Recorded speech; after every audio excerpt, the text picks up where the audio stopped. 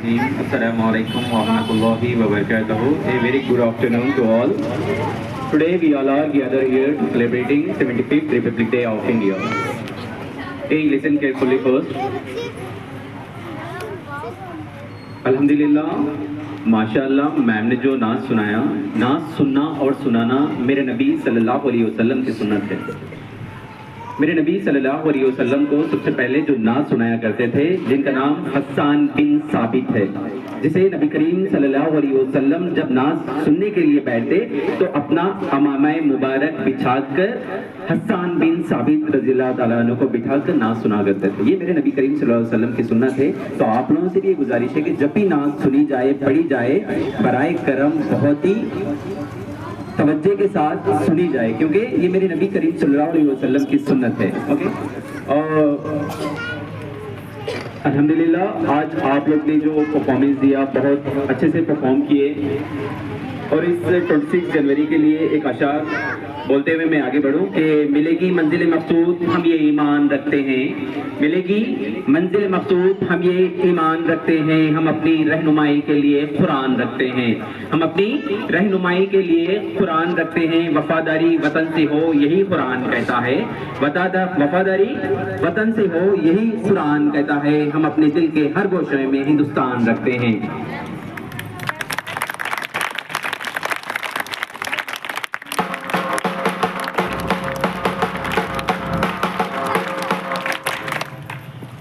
Indian constitution को लिखने के लिए B.R. अम्बेडकर ने, जब तक हिंदुस्तान आज़ाद नहीं हुआ था तो हिंदुस्तान अंग्रेज़ों की गुलामी में मुलव्विस था। अंग्रेज़ यहाँ पर रोल कर रहे थे, यहाँ पर हुकूमत जमाए हुए बैठे हुए थे, लेकिन उनसे जब लड़ाई का मुकाबला हुआ, लड़ते लड़ते सारे रहनुमाओं ने अपनी जानें कुर्बान कर दी, लेकिन मामूला उस वक्त अपने हाथ में आया जब लोग यहाँ पर एजुकेट होना शुरू हुए। Doctor B.R. अम्बेडकर जब एजुकेट हुए, महात्मा गांधी एजुकेट हुए, वो लोग बड़े, जब पढ़कर वो लोग की बोली बोले, वो लोग के लैंग्वेज में जब समझाए, जब ही यहाँ पर हिंदुस्तान को आजादी हासिल हुई। बैरिस्टर जब अम्बेडकर जब बैरिस्टर बने, जब जाके वो लोग की बोली बोले, वो लोग के अल्फाज में वो लोग से लड़ाई लड़े, जब कहीं जाकर हिंदुस्तान आजाद हुआ। तो मैं आप तमाम लोगों से ये कहना चाहता हूँ कि अगर हिंदुस्तान में अब तरक्की करना हो तो मुसलमानों को एजुकेट होना जरूरी है। जब तक हिंदुस्तान को अभी मुसलमानों का जो रोल हिंदुस्तान में बरकरार है, यहाँ पर ना के बराबर है। मुसलमानों को एक पिछड़ी हुई कौम कहा जा रहा है, लेकिन हिंदुस्तान में मुसलमानों की तादाद 12% होने के बावजूद भी मुसलमानों का वक़ार जमीन तले रोना जा रहा है। ये इसलिए सिर्फ यहाँ के मुसलमान एजुकेट नहीं है, इसी वजह से।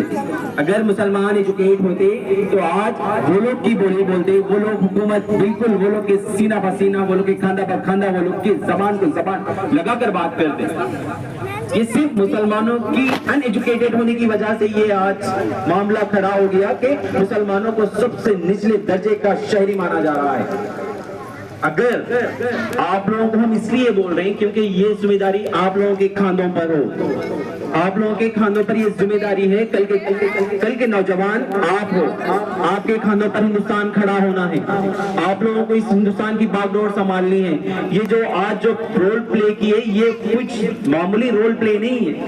इन लोगों ने अपनी जानें कुर्बान कर दी, तब कहीं जाकर आजादी हमको मिली। आज हम जो आजाद हिंदुस्तान में गुजार रहे हैं एक आजादी की जिंदगी, ये डॉक्टर B.R. अम्बेडकर जिन्होंने कॉन्स्टिट्यूशन लिखा, जहाँ पे सारे लोगों के हुकूक दिए गए, वो इसलिए दिए गए क्योंकि जब वो एजुकेट हुए तब कहीं जाकर वो कॉन्स्टिट्यूशन लिख सके। इसीलिए हम तमाम मुसलमानों से, उससे पहले कहीं, अभी तो ये तो डॉक्टर अम्बेडकर के नाम ये सारा बांधा जा रहा है, लेकिन उमर रजी अल्लाह ताला उन्होंने सबसे पहले हर चीज के मुकाबले में यहाँ पर रूल रेगुलेशंस, कानून, इस्लामी कानून बनाया। वही कानून को लेकर आज इस्लामी कानून चल रहा है। वैसे ही डॉक्टर B.R. अम्बेडकर ने बाद में कहीं जाकर इस इंडियन कॉन्स्टिट्यूशन को लिखा।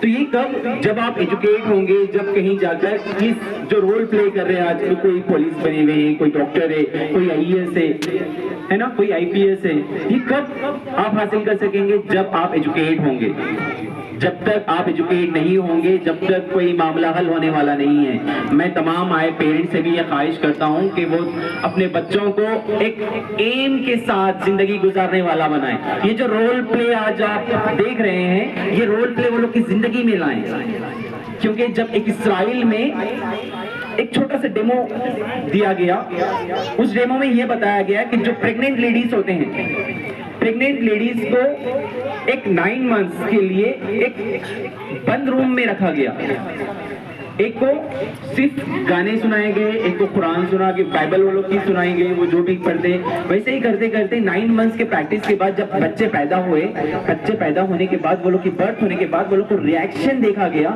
جس کو گانے سنائے گئے وہی گانوں پہ وہ ریاکٹ کر رہا بچہ۔ تو یہ مطلب بولنا یہ ہے کہ بچوں کو آپ اپنی ماں کی گود سے ہی ایسے رول پلے کرنے والے بنائیں کہ وہ دیش کے مستقبل بن کر ابھریں۔ بچوں کو آج جو آپ رول پلے کرائیں، جس کو ان کے ذہنوں میں بٹھائیں کہ یہ پوزیشن پانے کے لیے ایجوکیٹ ہونا ضروری ہے، ایجوکیٹ ہونے کے لیے کمپلسری آپ کو جستجو کرنا ضروری ہے، آپ لوگ ان کے پیچھے محنت کریں، ڈیلی وہ لوگ کو سمجھائیں کیا سبجیکٹ ہے، ایک ڈاکٹر بننے کے لیے کن چیزوں کی ضرورت ہوتی ہے۔ میں تمام لوگوں سے خواہش کر رہا ہوں، تمام آئے پیرنٹس سے، کیونکہ وقت کا تقاضا ہے، 12:30 ہو گیا، جمعہ کا دن ہے، اس لیے زیادہ وقت نہ لیتے ہوئے میں یہ بار بار تمام اسٹوڈنٹ سے یہ کہنا چاہ رہا ہوں، دیکھو بیٹے اگر پڑھو گے تو ہی اگلے والوں کی بولو گے، اگر رولز اینڈ ریگولیشنز فالو کریں تو کمپلسری ایجوکیٹ ہونا ضروری ہے۔ یہ کانسٹیٹیوشن ایسا ہے کہ ہر ایک شہری کو سمجھنا ضروری ہے۔ اگر پولیس اسٹیشن گئے آپ لوگوں کو وہاں کے رولز اینڈ ریگولیشن سمجھنا ضروری ہے۔ اگر یہ رولز اینڈ ریگولیشنز آپ لوگوں کو معلوم ہے، یہ رول پتہ ہے، جب آپ جا کے ان کی بات پہ بات، زبان سے زبان بات کریں گے تو تب کہیں وہ جا کر خاموش بیٹھیں گے، ورنہ آپ لوگوں کو وہی کچہریوں میں ڈال کر کھینچیں گے۔ اسی لیے ایجوکیٹ ہونا ضروری ہے، آپ کے لیے بھی، آپ کے گھر والوں کے لیے، آپ کے محلے والوں کے لیے، آپ کے شہر کے لیے، آپ کے ملک کے لیے آپ لوگوں کو ایجوکیٹ ہونا ضروری ہے۔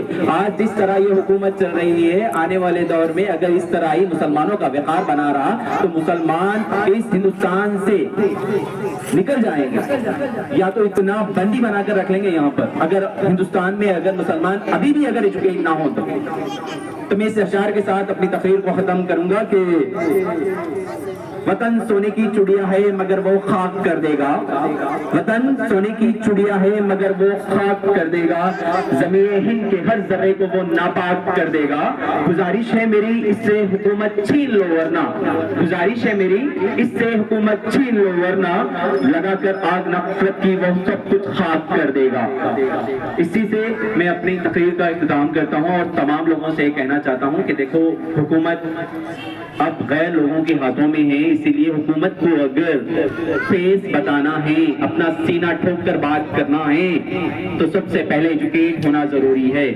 انگریز تھے، یہ تو کچھ بھی نہیں ہے، انگریز جو رول کر کے گئے نا، وہ لوگ باندی بنا کر رکھے، یہاں کے لوگوں کو نوکر بنا کے رکھے، لیکن پھر بھی ملک آزاد کرانے میں ایجوکیٹ ہونا ضروری ہو گیا تھا۔ اسی لیے جب Mahatma Gandhi, doctor B R Ambedkar نے جب ایجوکیشن حاصل کیا، تب کہیں جا کے ملک کو وہ لوگ کی بولی بولتے ہوئے وہ لوگ کو کیسز کیے، وہ لوگ کے اوپر تب کہیں جا کر وہ لوگ سے انگلینڈ جا کر وہ لوگ کے کورٹس میں وہ لوگ کے اوپر پیشی پیش کی، تب کہیں جا کے ہندوستان آزاد ہوا۔ تو اسی لیے ایجوکیٹ ہونا بہت ضروری ہے۔ میں اب تمام لوگوں سے خواہش کرتا ہوں کہ آپ تمام پیرنٹس بھی اپنے بچوں کو ایجوکیشن کے طور پر ہر وقت ایجوکیشن کے بارے میں سمجھائیں، فون کی لت سے دور رکھیں۔ فون ایک ایسا فتنہ ہے آج کے دور میں جو ہر کسی کے ذہن کو دیمک کی طرح کھا رہا ہے، اور یہ کسی کو معلوم نہیں ہو رہا ہے کہ فون کس طرح آج ہماری زندگی میں ملوث ہو گیا۔ فون سے دوری بہت ضروری ہے، چاہے وہ اسٹوڈنٹس کو تو خاص کر کہہ رہے ہیں ہم، اور پیرنٹس بھی آپ جتنا کم یوز کریں گے الحمدللہ یہ لوگ کے اوپر بھی وہ ایفیکٹ کم ہوگا۔ میں تمام آپ لوگوں سے گزارش کر رہا ہوں کہ آپ اپنے بچوں کو فون سے برائے مہربانی بہت دور رکھیں۔ اوکے، اچھی بات ہے، اللہ حافظ، تھینک یو اگین۔